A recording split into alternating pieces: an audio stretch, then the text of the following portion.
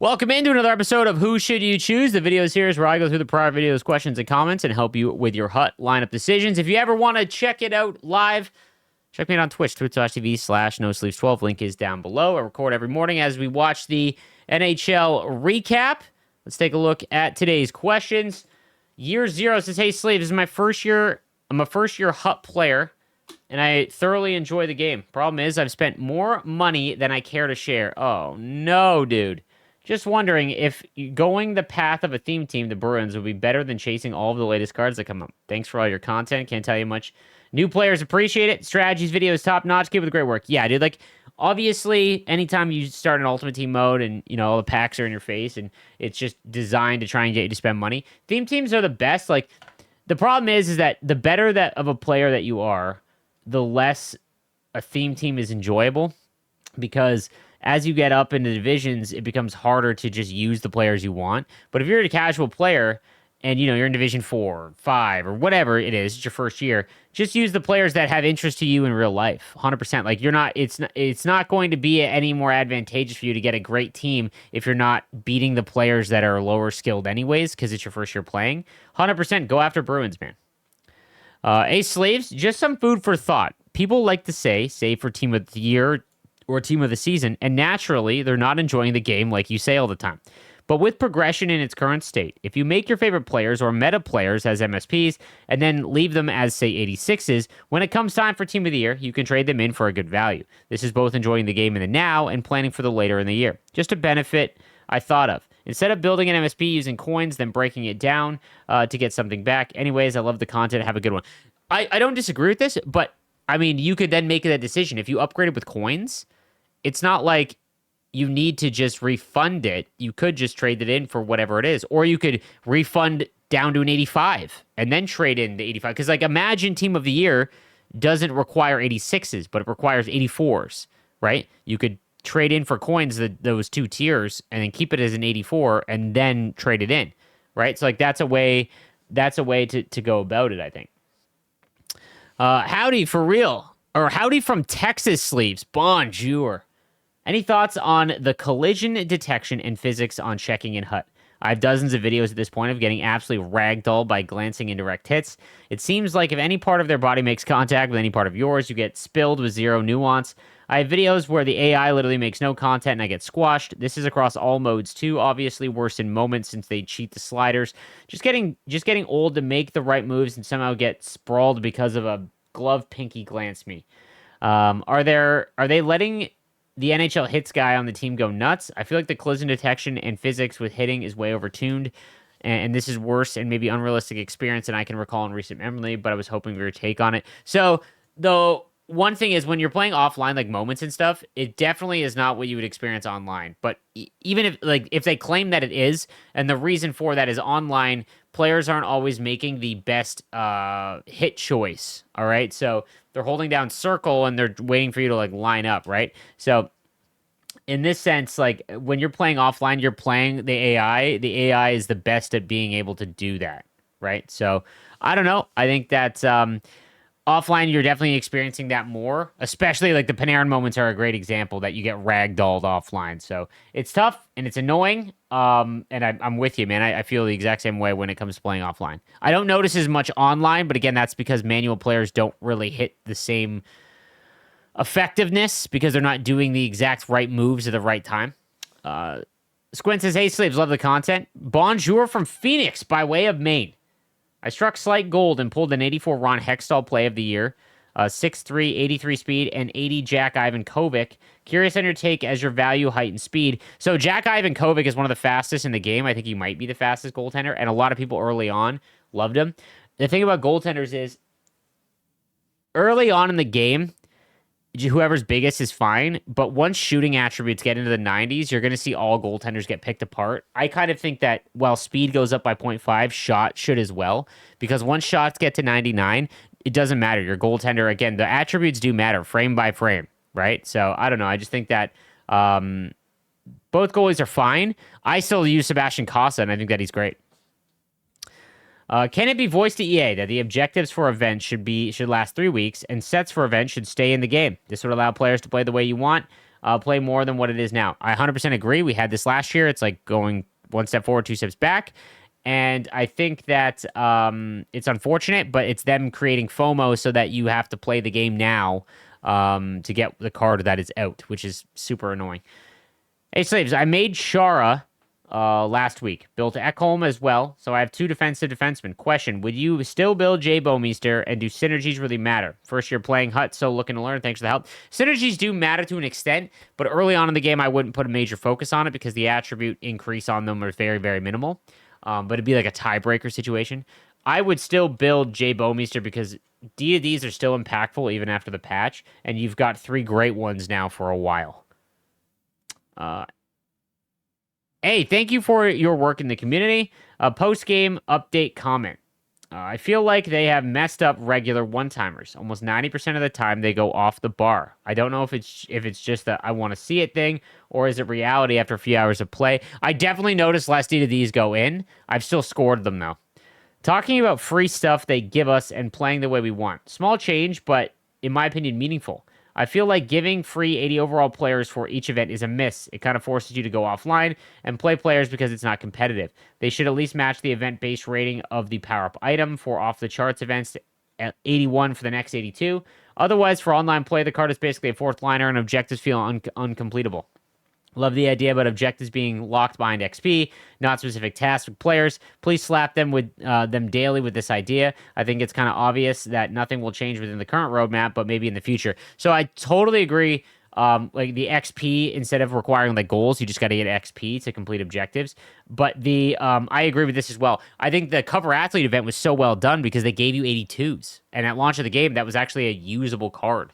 It'd be cool to get a free 83 overall because then they can maybe go in your lineup.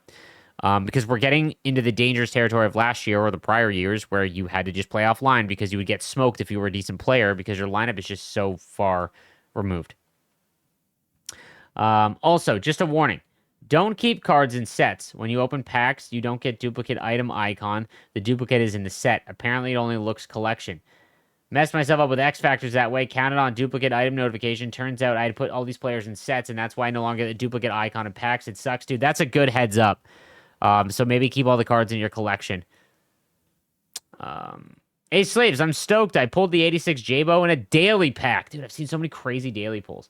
So I made Crosby and bought 9 tokens to do level 4 and 5. Now to sell some fodder. I just want to know who I should go for in your opinion. I need defensive depth, but I also need snipers. Well, you would wait for week 2 of the event. I think that's probably the play. There's no one else from this event I would make other than Crosby and... Bouwmeester. Slaves with Katarina Murzova getting an updated headshot. Looks like an Ottawa Charge jersey speculation. And Heisey at the launch party. Do you think we'll see more PWH players on HUD on Friday? I don't know if it'll be Friday, but I would assume that the reason why they weren't in game was because of like a contract issue. Like to get a whole new league in, you've got to like figure out what that looks like from like a legal standpoint. And it looks like with the headshots being added that, yeah, that might have been figured out. So I would expect we probably get something. I hope we get the jerseys in because the PWHL jerseys actually look sick.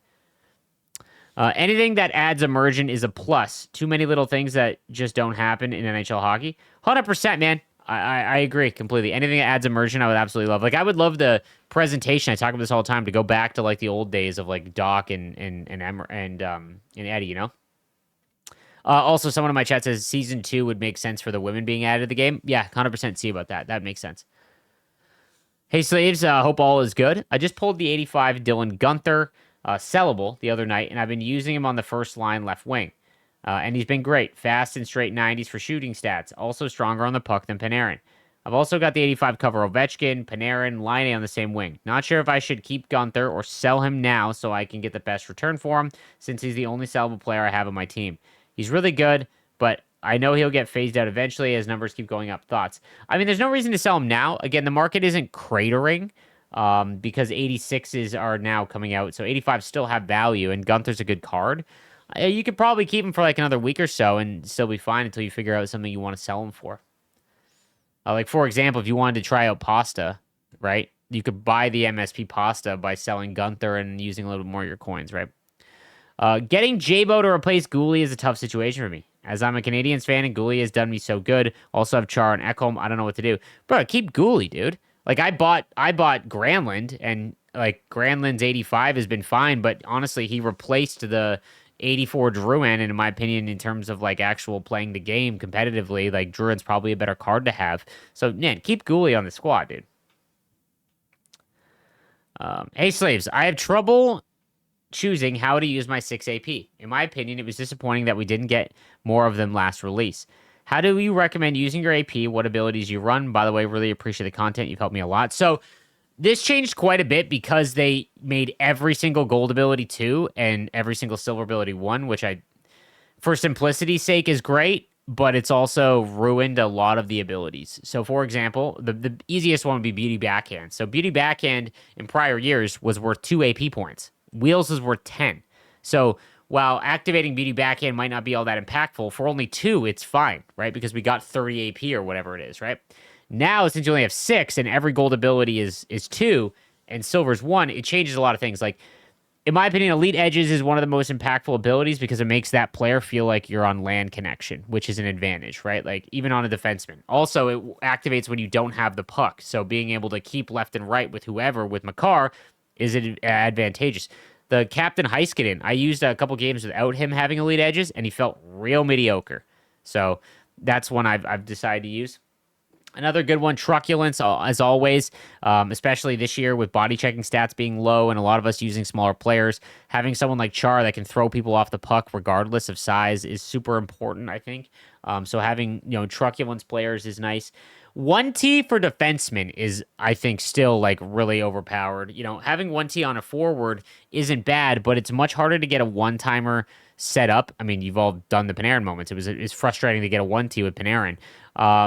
But at the point, it's always available. Like, that's like very easy to set up. So if you get defensemen with that, you're just absolutely smashing them. And you don't really, it's not a necessity because greening up a 1T is still going to be just as fine. But if you have 1T as well, it makes it even better. So those are the ones I kind of look out for. Really, I'm trying to think of ones off the top of my head. Like, Unstoppable Force is good, but not great. I don't think you need it. It'll change throughout the year, though. Hey, so keep up the great content. I've played Shell for like 7 years now. I've always grinded and was a high Div 2 player, but this year I don't know why didn't feel that desire to play. So I played NCAA 25 and COD, but now I'm making a comeback to Shell and wondering what I should do since I missed so much. I have 250,000 coins. Should I get McDavid or try to build an MSP? Huge Sid fan, so leaning towards that. Just need some help. Thanks. So McDavid's base card is still the best value card in the game. He is faster than everyone. It feels different still, even with all the MSPs. It's a very safe one because he won't drop a ton in price. So McDavid's base card for around 250k is probably a decent buy. Hey, Slaves, no question. Just want to say hi and that you're doing a great job. Appreciate that, buddy. Thanks a lot. Question, what's the difference between if the ability is gold or silver? So it's 50% effective. Now, there's certain abilities where that's hard to quantify. But, for example, wheels. So when you carry the puck with a player, they lose 3% of their speed stat. Okay? So at 99, even though you have 99 speed with the puck, you only have 96, right? That's how you're able to get caught. So when you have 99 and gold wheels, you are a true 99, or whatever the attribute is. If you have silver wheels, it's 1.5, right? Which is obviously half, not as effective, but that's how it works for all abilities. It's half as effective. So on ones that activate, that increase attributes, it would do it by half, things like that. But animation-based ones like Quick Draw or Close Quarters, those are animation-based abilities that even just having the silver one, in my opinion, I think is worth it, because they will increase the speed of an animation. You're not in the minority by not liking Wildcard. God, it sucks. Forced to play with bad-rated players and stamina drains instantly. I don't understand, and I want, if I can just track down a dev on the content team to be like, why do we have to use low-rated player items? Explain.